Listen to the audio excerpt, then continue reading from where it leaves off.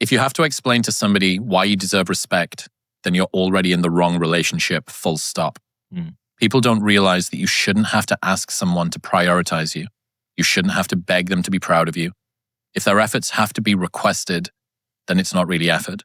It's like compliance, and compliance fades the second you stop asking. So really, it's just a performance. They're just doing it to placate you and keep you satisfied and stop you from complaining.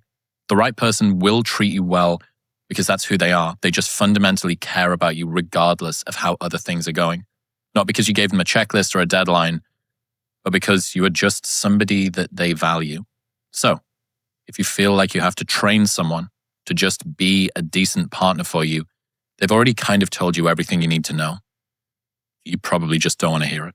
There are often cases within a relationship that is already well established on trust where somebody is just kind of dropping the ball, not acknowledging certain things, maybe has a blind spot around something, maybe is going through something, some difficulties going on in their lives. So it's one of those cases where it is not only normal, but it's healthy to ask, say, hey, I'm kind of feeling unacknowledged or unappreciated in our relationship right now. Can we work on this? It'd be nice if you did this or did that or, showed up to my birthday party or whatever.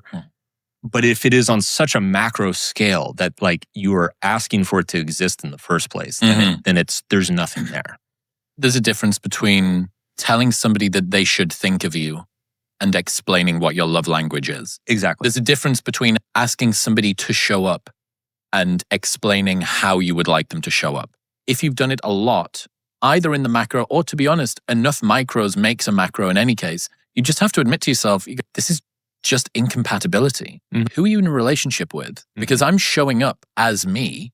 You have to assume that people, for the most part, are showing up as themselves. And the goal should be to find somebody that you need to instruct and train as little as possible. Some people have a big tank of growth. Some people have a small tank of growth.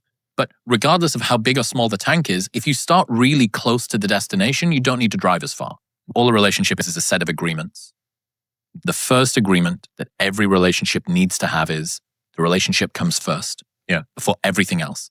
And I think if you are in a relationship, especially after a while, where that agreement is met by one party but not by the other, you just need to accept that this is going to be a high friction environment.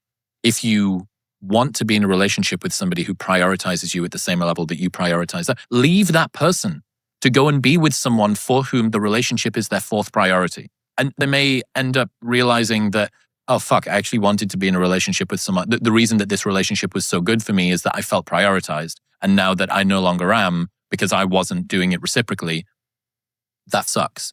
The way to accurately perceive whether you're being prioritized or whether you're actually prioritizing the person is how much is each person in the relationship putting the other person first when they have nothing to gain from it. I think where people get mixed up a lot is they have somebody who's really into them, who's love bombing them, giving them tons of attention and affection, is excited all the time to see them.